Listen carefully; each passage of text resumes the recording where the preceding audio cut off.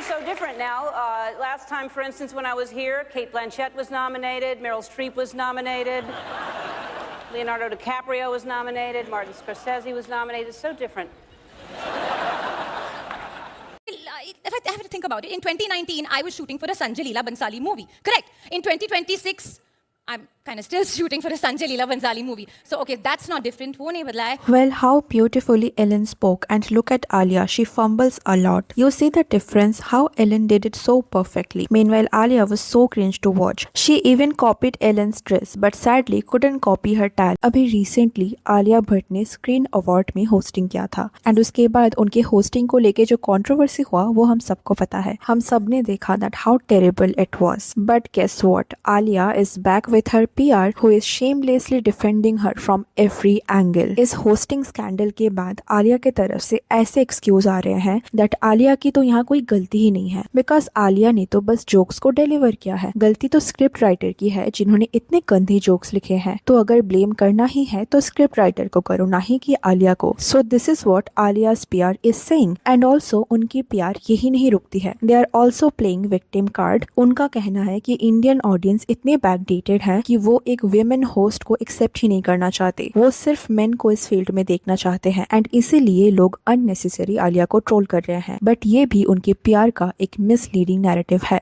Alia is not even the first woman host जिन्होंने एक award show को होस्ट किया है. इसके पहले भी प्रियंका चोपड़ा ने सक्सेसफुली एक अवार्ड शो होस्ट किया था, and obviously nobody even questioned her. तो हम ना ऐसे ही आलिया भट्ट के PR को एंड उनके विक्टिम कार्ड को विद प्रूफ एक्सपोज करेंगे. अभी ऑब्वियसली हम सबको पता है कि अवार्ड शो में बहुत कुछ स्क्रिप्टेड होता है, एंड स्पेशली जो होस्ट करते हैं उनका स्क्रिप्ट भी पहले से डिसाइडेड होता है. ऑल्सो कभी कभी वो ऑडियंस के साथ इंटरेक्ट करते हैं. ये सब कुछ मोस्टली स्क्रिप्टेड होता है, एंड इसका जो स्क्रिप्ट होता है उसके लिए उनके पास एक डेडिकेटेड स्क्रिप्ट राइटर्स होते हैं. एंड ये जो भी एक्टर्स होस्ट करते हैं ना, उनके पास पहले ही स्क्रिप्ट पहुंच जाती है. वो इस स्क्रिप्ट को मेमोराइज करते हैं एंड इस स्क्रिप्ट के साथ रिहर्सल भी करते हैं. इवन जिनके साथ वो स्टेज शेयर कर रहे होते हैं, लाइक इन आलियाज केस उन्होंने जाकिर खान एंड सुनील ग्रोवर के साथ स्टेज शेयर किया था. तो ये लाइव आके वो पहली बार स्टेज शेयर नहीं करते हैं, इसके पहले भी उन्होंने साथ में रिहर्सल किया होगा. तो ऑब्वियसली इन सारी चीज में स्क्रिप्ट राइटर का एक ह्यूज रिस्पॉन्सिबिलिटी रहता है. बट यहाँ पे आलिया की PR जो ये दिखाने की कोशिश कर रही है कि ये जो पूरी गलती है वो स्क्रिप्ट राइटर की है, एंड आलिया ने तो बस स्क्रिप्ट को डिलीवर किया है, उनकी तो यहाँ पे कोई गलती ही नहीं है. This is a totally wrong narrative, क्योंकि ये जो स्क्रिप्ट आलिया को दिया गया था, it is not a new script, it is an old script जिसको इस साल रिपीट किया गया था. इसके पहले भी इस सेम अवार्ड शो में इसी स्क्रिप्ट को रिपीट किया गया था, एंड थोड़ा बहुत चेंजेस करके यहाँ ये आलिया को दिया गया. एंड पता है इसके पहले इस स्क्रिप्ट के साथ किसने काम किया था? None other than Ranbir Kapoor, Alia's husband. 2010 में जो स्क्रीन अवार्ड हुआ था उसको रणबीर कपूर एंड इमरान खान ने होस्ट किया था, एंड उन दोनों का जो स्क्रिप्ट था that is the same script जो आलिया के पास था. यहाँ पे बस थोड़े बहुत चेंजेस किए गए हैं. जैसे 2010 के स्क्रीन अवार्ड का ये क्लिप देखो. तब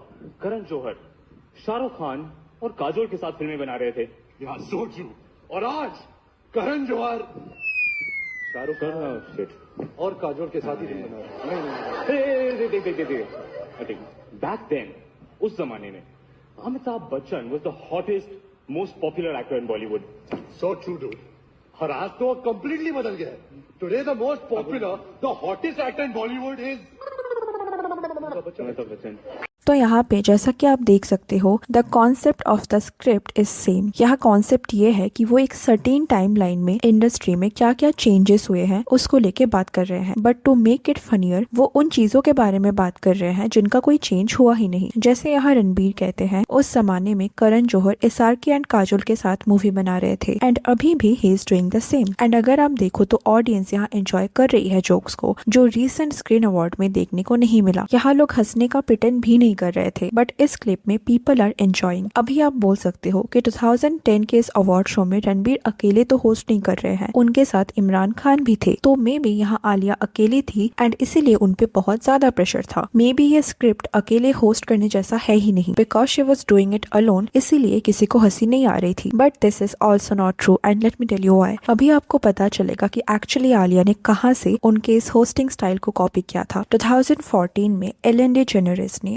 ऑस्कर ओपनिंग मोनोलॉग होस्ट किया था। एंड अगर हम देखो तो आलिया का स्क्रिप्ट एलन के स्क्रिप्ट से ज्यादा मैच करती है। And weirdly Alia's outfit is also very similar to Ellen's outfit. There is a very weird similarity in both the clips. ऐसा लग रहा है that आलिया स्टेज पे जाने से पहले एलन के इस होस्टिंग क्लिप को देख के गई थी। एंड ऐसा हो सकता है that maybe Alia was influenced by Ellen's hosting skill because Ellen का यह Oscar hosting is one of the most famous Oscar opening monologue of all time. And we all know कि Bollywood celebrities बहुत ज़्यादा influenced होते हैं Hollywood celebrities से. They follow them a lot. Maybe because growing up वो Hollywood cultures को ज़्यादा follow करते हैं. तो हो सकता है that maybe Alia was inspired by Ellen's Oscar opening monologue. But the thing is it did not work for her. तो यहाँ आलिया की प्यार जिस तरीके से उन्हें डिफेंड कर रही है ये कह के कि प्रॉब्लम स्क्रिप्ट में था ना ही कि आलिया की होस्टिंग स्किल्स पे। यहाँ पे पूरा ब्लेम स्क्रिप्ट राइटर्स को दिया गया। But as we all can see that ये सेम स्क्रिप्ट बाकी लोगों के लिए काम कर रहा है, तो why it is not same for Alia. Also एक और फेक नैरेटिव जो वो सेट करने की कोशिश कर रहे हैं that Indian audience is still not progressive enough to enjoy a female host, ये भी ऑब्वियस झूठ है। प्रियंका चोपड़ा ने इसके पहले कई बार अवार्ड शो को होस्ट किया है एंड वो भी अभी रिसेंटली नहीं, कई साल पहले। कभी उन्होंने रणबीर कपूर के साथ होस्ट किया है, कभी उन्होंने शाहरुख खान के साथ होस्ट किया है एंड वो अकेले भी होस्ट कर चुकी है। तो ये पूरा नैरेटिव बहुत ही गलत है। ब्लाइंडली यहाँ पे आलिया भट्ट को डिफेंड करने के लिए उनकी पीआर ऐसे सारे फेक नैरेटिव सेट कर रही है। And honestly what is wrong with Alia? अगर आप देखो तो it is not only this award show host करना तो दूर की बात है। आलिया जब इंटरनेशनल इवेंट्स को अटेंड करती है वहाँ भी उनका ऐसा ही ऑकवर्डनेस देखने को मिलता है। इवन जब सिंपल क्वेश्चंस का आंसर वो देती है वो भी बहुत ऑकवर्ड हो जाता है because of how she reacts. जैसे हमने इसके पहले भी बाफ्टा अवार्ड के बारे में बात किया था, यहाँ पे उनको सिंपली पूछा गया था that what was her favourite movie twist, and यहाँ जिस तरीके से आलिया ने इसका आंसर दिया while saying something which was not making sense at all, it turned out to be really awkward. In your opinion, what is the greatest movie twist of all time?